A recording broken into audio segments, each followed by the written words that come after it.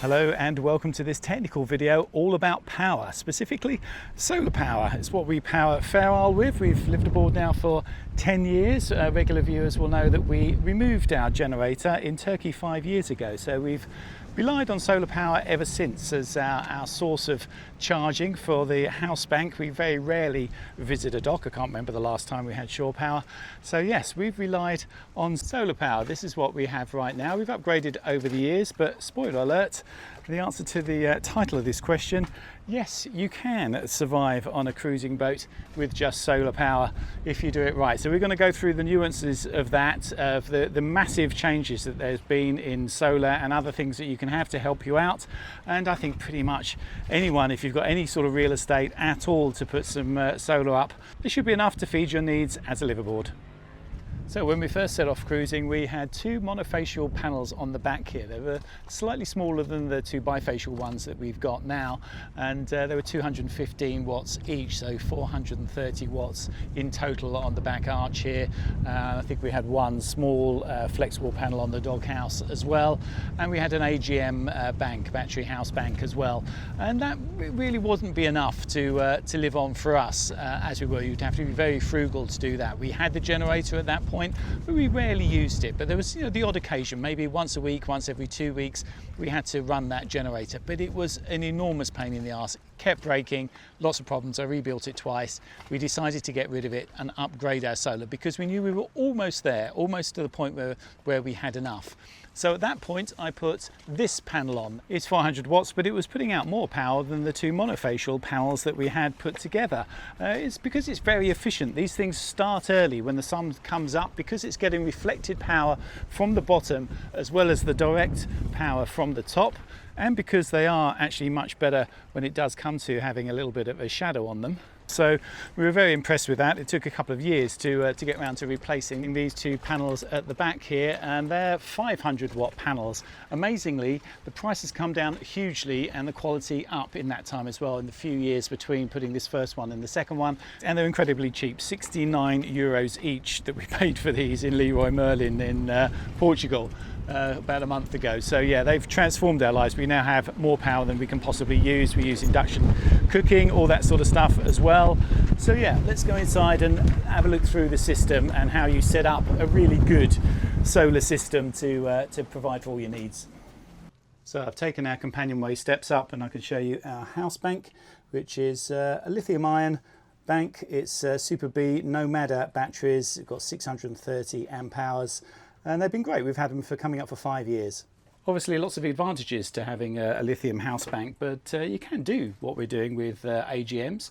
In fact, one of the main advantages of having the lithium bank is the fact that if you had a generator won't charge lead acid batteries beyond 80% efficiently at all. It gets that bulk charge there, but then the internal resistance goes up and it's very slow to charge them after that. So yeah, if you're running on a generator all the time, really important that a massive change to go to lithium, because you can then accept that full charge all the way to full if what you want to do is almost all of your charging on a generator. I mean, really the reason people have a generator and the solar is they use the generator to get to 80 and then the solar to top up, because it's a much more efficient way of doing it. We haven't got the generator at all, so we don't get that need for the lithium. That's why we still could do it with the AGMs, but AGMs, their cycles, they don't last very long. 300 cycles they're good for, really. These are good for 10,000 cycles, so much better, and there's obviously other really good things about them, so it's a good thing to have. But having done that, and having gone to a lithium bank, one of the things that a lot of people don't know is that there's a big gotcha to this, and there's several gotchas to using solar, so we'll go through those. But the one for using lithium, if what you're doing is charging with solar all the time, is that you have got to make sure that you're going to get a top balance on these things, a regular top balance. So these ones, the Super B ones, they recommend about once every week or so, they want to get a top balance. And the reason for that is that they need to balance themselves out. They need to balance those cells so they can stay level and they don't go out of balance. So to do that, you need enough sun. If you've got no other way of charging them, that's the only way they're going to get it. You've got to size that bank properly so that when you have a good sunny day, which hopefully, you know, would be once a week or so, you'll get them up to full. If you make that bank too big, then you never get it up to full. It's going to start, you know, just not getting out of balance and just not working efficiently at all. So, you know, you really need to size that so that, you know, for most of the year you're going to be able to get up and get that top balance. And because that means that you're sizing it for an average time, it means that at other times, like now, we're in the middle of summer, we're in June now, and ever since really April, we've been getting too much charge for this. Now we've got more solar, we could probably go with a bigger bank, because I sized this for the solar that we originally had, so I could probably increase this now. But in any case, what you're going to get if you're relying on solar and you've got a lithium bank is you're going to have lots of times where you've got extra power. So what do you do with that extra power? You don't really want to waste it. So that's why you pair it with something like this. This is a Bluetti Elite 300. So these things have improved massively over the years as well. I'll take it out in a minute and go through the details. But you can see at the moment we're at 100%. So I don't need any more charge in the house bank. So I can flip this down. So now instead of one of the solar panels, it's the old bifacial that we had, which goes through this MPPT. Instead of that going to the house bank, it now goes down to the Bluetti on this XT60, and you can see it's now charging the Bluetti. So the extra power goes into there. So I can time it to just switch that one panel over to this one, so I can keep that full. And normally, yeah, I can keep everything full. So it's an extra 3,000 watts of storage, watt hours of storage that I've got from that. And you can have several of those if you wanted to. You can charge them from fold out panels as well, which we do sometimes. So when it gets to the winter time, there's other things that we can do to sort of eke out more power. So we go through that in a minute, but let's get this out and have a look at what this can really do for you, because actually in a small boat you don't need any of the other stuff. You can power it all from this. So let's put it up here so it's easy to see. It's not too heavy. It's also very small now. They've got a lot smaller. This one, 3,000 watt, is the smallest one that you can get. It's also got the inputs and outputs at the front, which I really like, because it means you don't have to try and get access to the back as well. It means you've got more places you can fit it. And as well as giving you the extra capacity, this is giving you redundancy, because it's got an inverter, it's got an inbuilt MPPT, and of course it's got the batteries, so it can do all those things. So let's go through the features. Firstly then, the one that I've already showed you, I can plug in the solar panel on this XT60. These have become sort of the common thing to use with all these type of power stations now. So you plug that in and it'll immediately start to charge from that solar panel, because I've got it switched over. So this is live. This is taking the solar directly from there, and it's got its own inbuilt MPPT, which can just accept that. It can accept anything up to 1,000 watts, so you can have quite a big panel. So this is delivering up to 20 amps at 60 volts. So that's covering pretty much any panel that you would have on a boat. You can have the fold out panels as well, obviously, to do this. We do that sometimes and have this in the forward cabin and just drop a lead down from a fold out panel on deck. So it's quite versatile. And this particular unit, the Elite 300, really good for a boat, because it's got something that none of the others that I've seen have got, which is this. This is a 12 volt output, which can supply 30 amps. It's got an XT90 here. So I'm going to make up a lead, just get an XT90 plug in here, make up a lead so I can actually put this straight onto the bus bar in the boat in the course of an emergency. If something happened, if the house bank suddenly had a problem and burnt out or something, is unlikely, but obviously it can happen. The BMSs can fail, something like that, and you could have a completely blacked out boat. This is what people are afraid of sometimes with lithium units, in that the complexity of it. Something could happen in the electronics, in the brain, that mean that basically you've got a black boat. You've got nothing. You've got no directional instruments. You've got no auto helm. All those things can die. Well, on our boat, if we're running everything, auto helm included, it's only taking 7 or 8 amps. So this 30 amps could easily power that. So I could just plug this in, have a couple of crocodile clips on the end if I wanted, or just wire it in permanently and just have something, a switch that I could throw, anything really.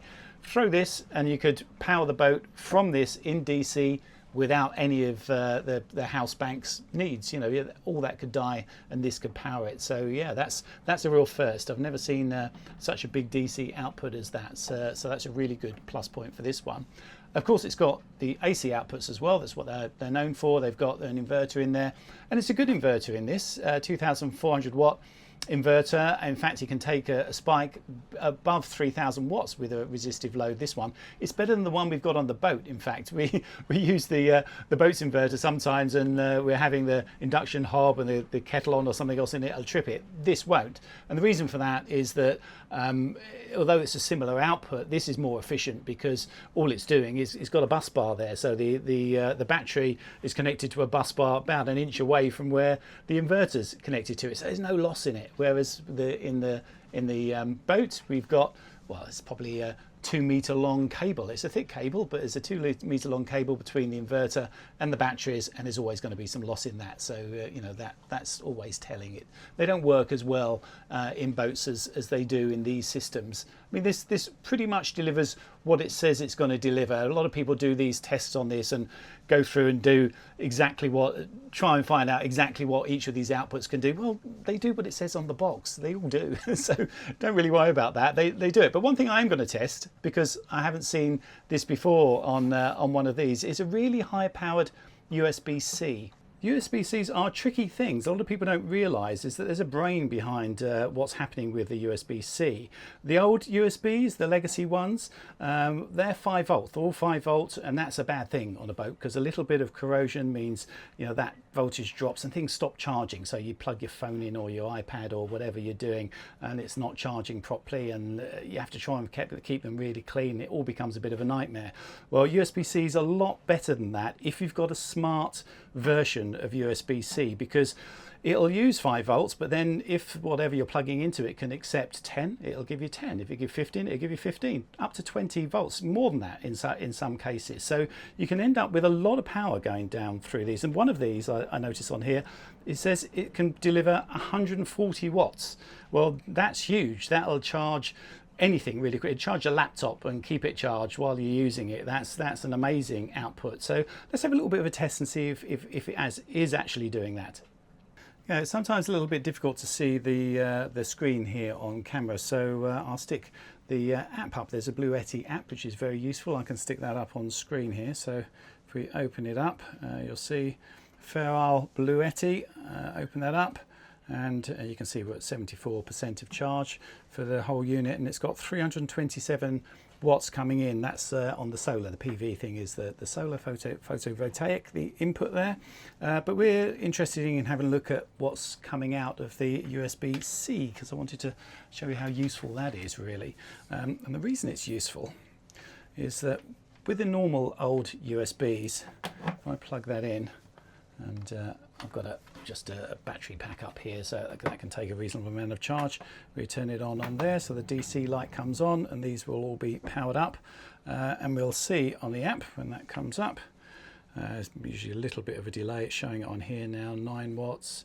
Let's see if it comes up on here. Yeah, there you go. 9 watts DC is what this is able to deliver as a charge to that. But if we swap that, and instead of having the old-fashioned USB, we go for USB-C on a good high-powered USB-C output.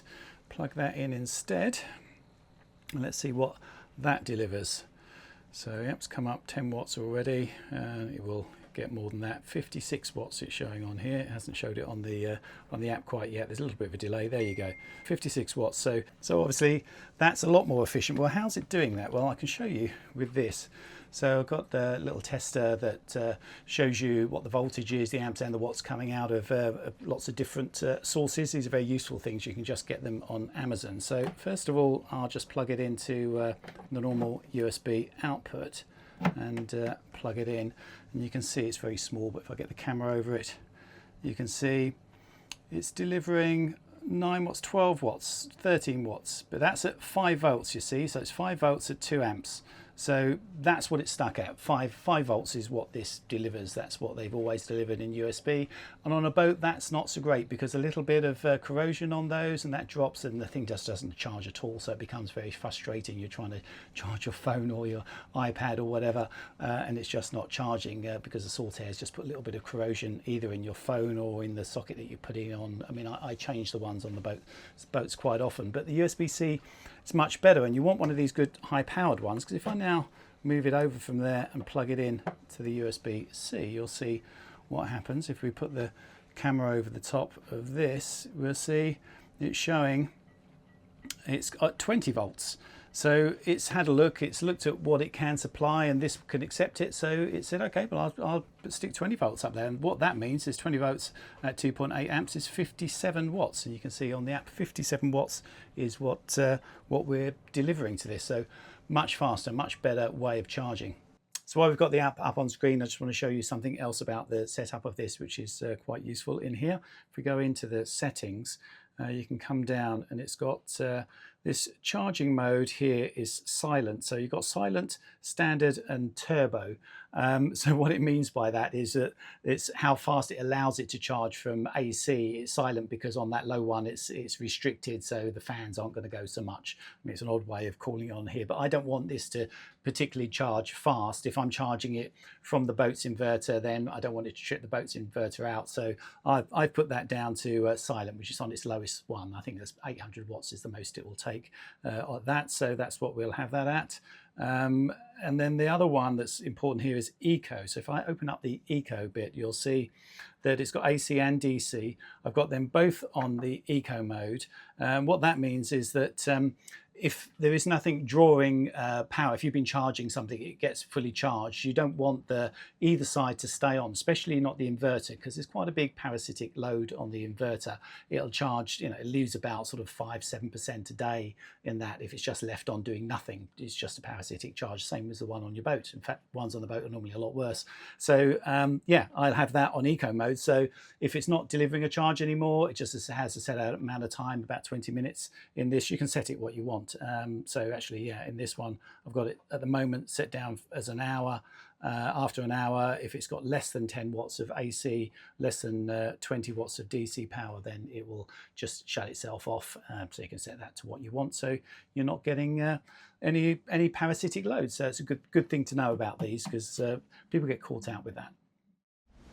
So there was quite a lot of detail we went through yesterday, but most of it is just common sense. It's about working out how much energy you can bring in from things like your solar, how much you can store with your batteries, and of course how much you're using. So have some ways of saving energy when you need to.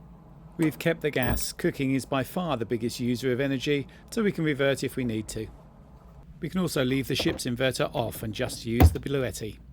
And we don't need to have 2 fridges and a freezer, so we can cut down there. We have some large fold-out panels to get the most out of low light, so with a mixture of these things, I think we can probably survive anything now. For us, solar is definitely the key. Just want to give you one more tip to get it working well. So the reason I've done this in the morning is I wanted the batteries to go down a bit overnight. So they're at 74% now. It's 8 o'clock in the morning, and we're getting 23, 24 amps coming in from the solar.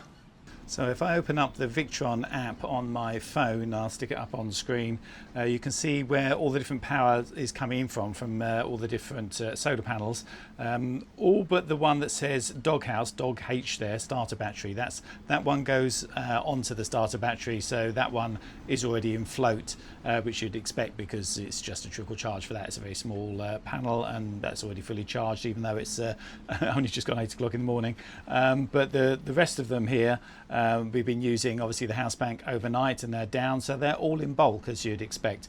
But keep an eye on those. It's good to have something, the Victrons I like, but anyone that's got Bluetooth, so you can check them and actually see what's happening, because what you might find happens a lot is that they start going into float early. If that happens, it's almost always to do with the wires that go between the MPPT and the battery. Those need to be good, big, thick wires. I mean, don't skimp on them. They will obviously need a fuse in them, and do use a fuse. Use one of these, a good mega fuse, don't use something like this. I use these at the start. They're good because you think, oh, they're easy, they can just reset them if they trip. But what happens with those is they've got a little bit of resistance, so they start to get warm and heat up, and then they warp slightly and they get a bit more resistance, and that tiny bit of resistance they put in line doesn't trip them, doesn't stop things happening, but what it does is add that resistance and fool the MPPT into thinking that the battery is already charged when it isn't, and they start going into float early, and you lose so much charge because of that. I mean, the same if there's any bad joints in there, or as I say, if you're using a wire that's too small. So really check that, make sure those are okay. The wires that go out to the solar panels themselves aren't as finicky. Obviously do spec them to the right size. There's lots of tables online that you can work out the power of the solar panel and the length of the run to work out what size you need for that, but it's not going to upset the MPPT in the same way. And you don't need a breaker in that line. A lot of people say, oh, put one in, but you really don't need it. I mean, you can short out a solar panel. It's not like a battery, so it's the other side, obviously the battery side, that needs that breaker. So yeah, do have fun putting these things up. Hope that you can get your boat to be self-sufficient if you're going to go cruising. Do remember to like and subscribe as always, and see you in the next episode.